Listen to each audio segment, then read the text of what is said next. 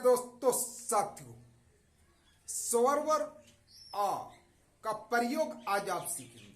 आप घबराइएगा नहीं, वीडियो में अंत तक बने रहिएगा। आप कहेंगे आ की तो कोई मात्रा ही नहीं होती, इसका प्रयोग कहाँ होता है, कैसे होता है, आज आप अद्भुत जानकारी लेकर जाएंगे। वीडियो में अंत तक बने रहिएगा। चलिए चलते हैं बोर्ड पर। आप कहेंगे कि ये आ है, इसकी कोई मात्रा नहीं होती, इसका प्रयोग कहां होता है, आप कैसे इसका प्रयोग करेंगे, आइए आप देख लीजिए। पहले हम व्यंजन वर्ण लिखते हैं। का से ज्ञात कर, का, खा, गा, घा, या। अब देखिए, चा, छा, जा, झा, या, ता, था, डा, धा, ना, ता, था, दा, धा, ना। छोड़ के भागिएगा नहीं, व्यंजन वर्ण नहीं बल्कि आ का प्रयोग मैं बताने वाला हूं।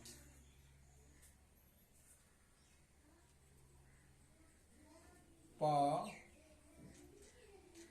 फा, बा, भा, मा, या, रा, ला, वा, तलवश, सा, दान। अब देखिए इसका प्रयोग हरेक के अंदर है।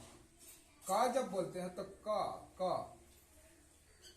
ये आ प्लस होता है। का के अंदर क्या है, ये आ है। का के अंदर क्या है, ये आ। खा के अंदर क्या है, आ है। गा के अंदर क्या है, ये आ है। घा के अंदर क्या है, ये आ है। अंगा, गा, गा, इसके अंदर भी क्या है, आ है। पा के अंदर क्या है, ये आ है। फा के अंदर क्या है, ये आ है।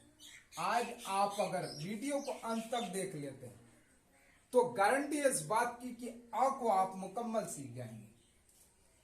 बा के अंदर क्या है, आ है। इस तरीके से यहां से लेकर ज्ञात तक मैंने स ही तक लिखा। ज्ञात तक सारे अक्षर के अंदर क्या होती है, आ की ध्वनि छुपी होती है। तो आपको लग तो रहा है कि आ का कोई यूज नहीं है, लेकिन जब तक ये आ इसके अंदर नहीं लगा होता है तो इसको क्या कहते हैं, हलंत। च, ये च पूरा पढ़ा ही नहीं जाएगा।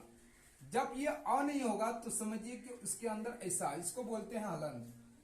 ऐसा अगर लिखा देखें तो समझ लीजिए किसी अक्षर के अंदर अगर ऐसा लिखा जाए तो समझ लीजिए उसमें आ की ध्वनि नहीं है, इसको हलंत बोलते हैं। हलंत, हलंत अगर लगा दिया तो इसका मतलब इसके अंदर आ की ध्वनि नहीं है। आ की ध्वनि अगर आप दिखाना चाहते हैं कि इसके अंदर आ की ध्वनि नहीं है तो ये हलंत लगाते चले जाइए, तो अगला वाला समझ जाएगा कि इसके अंदर क्या है, आ की ध्वनि नहीं है। जैसे आप मान लीजिए इसके अंदर आ की ध्वनि नहीं है।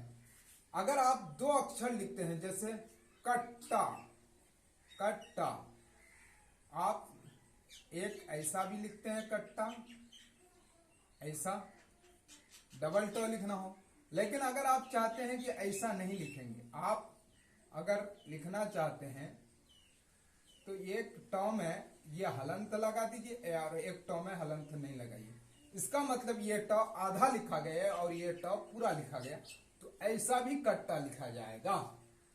उम्मीद है ये आपको समझ में आ गया। अब इसका प्रयोग आप देखिए, 2 अक्षर वाले शब्द में इसका प्रयोग करके मैं आपको दिखाने वाला हूं। अगर सीख रहे हैं तो किसी चीज को आप बिल्कुल गहराई से सीखिए, ताकि आप कहीं भी किसी से हार का सामना ना करना पड़े। तो देखिए, आप अगर लिखते हैं सब, क्या लिखते हैं सब, तो यहां पर आप अगर आप देखेंगे तो ये इसके अंदर क्या है, हलंत होगा, क्योंकि ये पूरा नहीं पढ़ा जाएगा। और इसके अंदर अ की ध्वनि होगी। इसके अंदर हलंत आप नहीं लगा सकते, इसके अंदर हलंत नहीं लगेगा, इसलिए कि इसके अंदर अ की ध्वनि है और ये आधा पढ़ा जाता है, इसलिए इसके अंदर हलंत लगेगा लेकिन लगाया नहीं जाता है। इसलिए कि ये इसके अंदर तो अ की ध्वनि छुपी होगी लेकिन इसके अंदर नहीं होगी। तो 2 अक्षर वाले शब्द में आप दिमाग में हिट कर लीजिए कि पहले वाले अक्षर में क्या होगा। अगर ये याद कर लेते हैं तो फिर ही हिंदी से अंग्रेजी सीखेंगे उस वक्त आपके लिए आसान हो जाएगा। इसी तरह आप अगर लिखते हैं बस, क्या बस, तो देखिए ये इसमें हलंत आप लगा सकते हैं और ब के अंदर हलंत नहीं लगा सकते, इसके अंदर अ की ध्वनि है। तो इसके अंदर पहले वाले अक्षर के अंदर अ की ध्वनि होगी, इसके अंदर अ की ध्वनि नहीं होगी। आप लिखते हैं अगर सर, क्या सर, तो स के अंदर तो अ की ध्वनि होगी लेकिन र के अंदर अ की ध्वनि नहीं होगी। तो आप ये जान लीजिए, 2 अक्षर वाले शब्द जब भी आप हिंदी में लिखेंगे तो पहले वाले अक्षर के अंदर अ की ध्वनि होगी, दूसरे में अ की ध्वनि नहीं होगी। आप अगर लिखते हैं नल, क्या लिखेंगे नल, तो इस न के अंदर अ की ध्वनि तो होगी लेकिन इस ल के अंदर अ की ध्वनि नहीं होगी।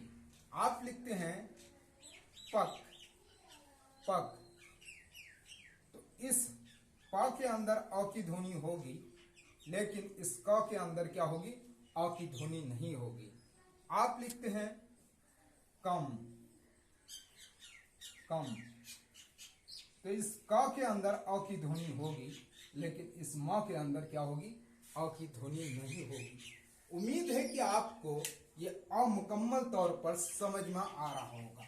चलिए और कुछ उदाहरण देके आपको समझा दूं ताकि आपका दिमाग क्लियर हो जाए कि अ का प्रयोग कहां होता है और इसकी हकीकत क्या है।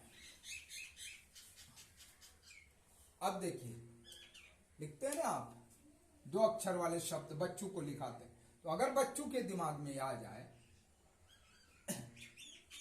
रस, रस, हल,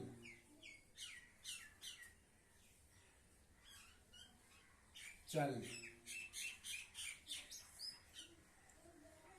कल, इन सब अक्षर के अंदर आप क्या कहेंगे, आप कह सकते हैं अमात्रिक शब्द, इसको क्या कहेंगे, यानी कि बिना मात्रा वाले शब्द, इसके अंदर कोई मात्रा नहीं होती इसलिए कि अ होती है। अ तो है लेकिन ये मात्रा इसमें दिखते नहीं है। अमात्रिक शब्द को अ की मात्रा वाले शब्द भी आप कह सकते हैं। तो र के अंदर क्या होगी, अ की ध्वनि तो होगी लेकिन इस स के अंदर अ की ध्वनि नहीं होगी। ह के अंदर अ की ध्वनि तो होगी। ये आपको इसलिए सिखा रहा हूं, जब आप हिंदी से अंग्रेजी सीखेंगे तो ये उस वक्त आपके लिए बड़ा बेनिफिशियल और लाभदायक होने वाला है। च के अंदर अ की ध्वनि होगी और ल के अंदर क्या होगी, अ की ध्वनि नहीं होगी। ये ल अ की ध्वनि के बगैर होगा।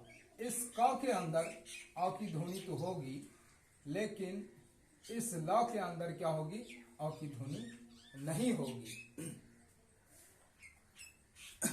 मन, मन लिख ले आप, तो इस म के अंदर क्या होगी, अ की ध्वनि होगी लेकिन इस न के अंदर क्या होगी, अ की ध्वनि नहीं होगी। नस,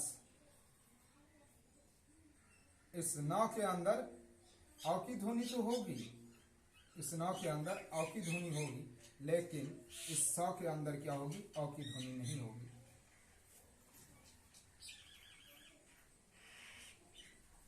सब